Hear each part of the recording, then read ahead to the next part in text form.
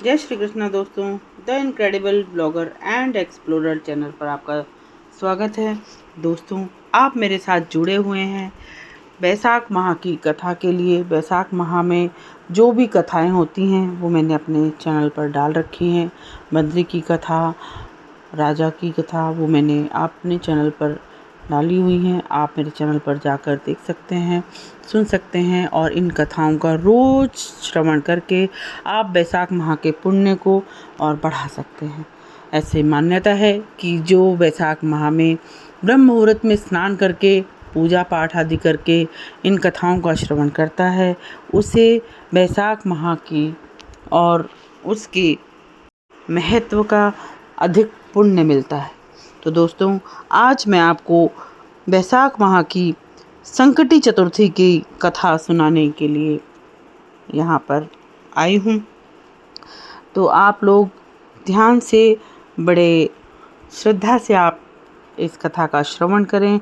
इसका महत्व भी मैं आपको बताऊंगी। तो दोस्तों, आप मेरे साथ श्रद्धापूर्वक इसका श्रवण करें।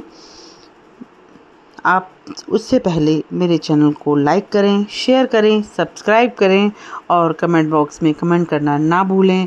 बेल आइकन ज़रूर दबाएं ताकि आपको मेरे हर वीडियो का नोटिफिकेशन सबसे पहले मिले।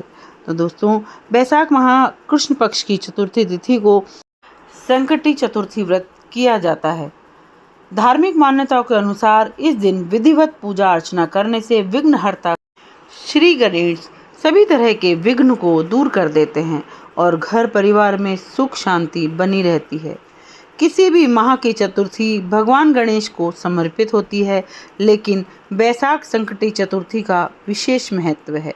मान्यता है कि इस दिन व्रत करने से, कथा सुनने से मात्र से ही भगवान गणेश का आशीर्वाद बना रहता है और सुख शांति और समृद्धि में अच्छी वृद्धि होती है। तो दोस्तों, बैसाख संकटी चतुर्थी में वक्रतुंड गणेश की पूजा की जाती है। गणेश जी के सभी स्वरूपों में वक्रतुंड गणेश जल्दी कृपा करते हैं और भक्तों पर अपना आशीर्वाद बनाए रखते हैं। इस दिन कमलगट्टे के हलवे का भगवान गणेश को भोग लगाना चाहिए और सेवन करना चाहिए। व्रत में 108 बार इस मंत्र का जाप करें।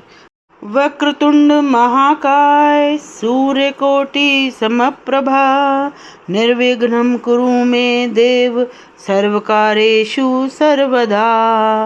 बैसाख संकटी गणेश चतुर्थी की व्रत कथा इस प्रकार है। दोस्तों, आप ध्यान से इस कथा का श्रवण करें। पहले हाथ में कुछ अक्षत लें। भगवान कृष्ण युधिष्ठिर को इस व्रत की महानता के बारे में बताते हुए कहते हैं कि काल में रतिदेव नामक प्रतापी राजा थे। राजा की मित्रता यम, कुबेर और इंद्र आदि देवों से थी। उनके ही राज्य में धर्मकेतु नामक ज्ञानी ब्राह्मण रहते थे। उनकी 2 पत्नियां थीं, एक सुशीला और दूसरी चंचला। सुशीला कोई ना कोई व्रत करती थी, जिसके कारण उनका शरीर दुर्बल हो गया था। वहीं चंचला कोई व्रत नहीं करती थी और भरपेट भोजन करती थी। कुछ दिनों बाद सुशीला को शुभ लक्षणों वाली एक कन्या हुई और चंचल को पुत्र रत्न की प्राप्ति हुई। कन्या की शुभता देखकर चंचला सुशीला को ताना देने लगी। अरे सुशीला, तुमने तो इतने व्रत और उपवास किए हैं, जिसकी वजह से तुम्हारा शरीर जर्जर हो गया है, फिर भी एक कृष कन्या को जन्म दिया। मुझे देख, मैं कभी व्रत आदि के चक्कर में न पड़कर हिष्ट पुष्ट हुई हूँ और वैसे ही बालक को जन्म भी दिया है। चंचला की बातें सुन सुशीला के हृदय में चुभने लगी। बैसाख चतुर्थी के दिन सुशीला ने पूरी भक्ति भाव के साथ संकटनाशक गणेश चतुर्थी का व्रत किया। व्रत से प्रसन्न होकर गणेश जी ने दर्शन दिए। गणेश जी ने आशीर्वाद देते हुए कहा कि हे सुशीला, तेरी कन्या के मुख से मोती और मूंगा प्रवाहित होते रहेंगे और तुझे वेद शास्त्र वेत्ता एक पुत्र भी होगा। वरदान को देने के बाद गणेश जी अंतर्ध्यान हो गए। वरदान के बाद कन्या के मुंह से मोती और मूंगा झड़ने लगे और कुछ दिनों बाद एक पुत्र की प्राप्ति भी हुई। उसके कुछ दिनों बाद ही धर्मकेतु का स्वर्गवास हो गया और उनकी मृत्यु के उपरांत चंचला घर का पूरा धन लेकर दूसरे घर में जाकर रहने लगी, लेकिन सुशीला पति के घर में रहकर ही पुत्र और पुत्री का पालन पोषण करने लगी। कन्या की वजह से सुशीला के पास काफ़ी धन एकत्रित हो गया।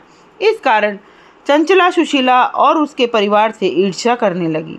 एक दिन हत्या के उद्देश्य से चंचला ने सुशीला की कन्या को कुएं में धकेल दिया। कुएं में गणेश जी ने सुशीला की कन्या की रक्षा की और वापस माता के पास भेज दिया। कन्या को जीवित देखकर चंचल का मन उद्विग्न हो गया। वह सोचने लगी कि जिसकी रक्षा स्वयं ईश्वर कर रहे हों उसे कौन मार सकता है। इधर सुशीला अपनी पुत्री को पुनः प्राप्त कर प्रसन्न हो गई और भगवान गणेश जी को धन्यवाद कर भगवान गणेश की प्रार्थना की। चंचला सुशीला की कन्या के चरणों में नतमस्तक हो गई और अपने लिए माफ़ी मांगने लगी। चंचला ने सुशीला से कहा कि सुशीला, तुम बहुत दयावान हो और दोनों कुलों का उद्धार करें। जिसकी रक्षा स्वयं भगवान करते हों उसका मनुष्य क्या बिगाड़ सकता है। इसके बाद चंचला ने भी वैशाख मास के कृष्ण पक्ष की चतुर्थी तिथि का व्रत किया। गणेश जी की कृपा से दोनों परिवारों के बीच में सब सही हो गया। जिस पर गणेश जी की कृपा होती है उसके शत्रु भी मित्र बन जाते हैं।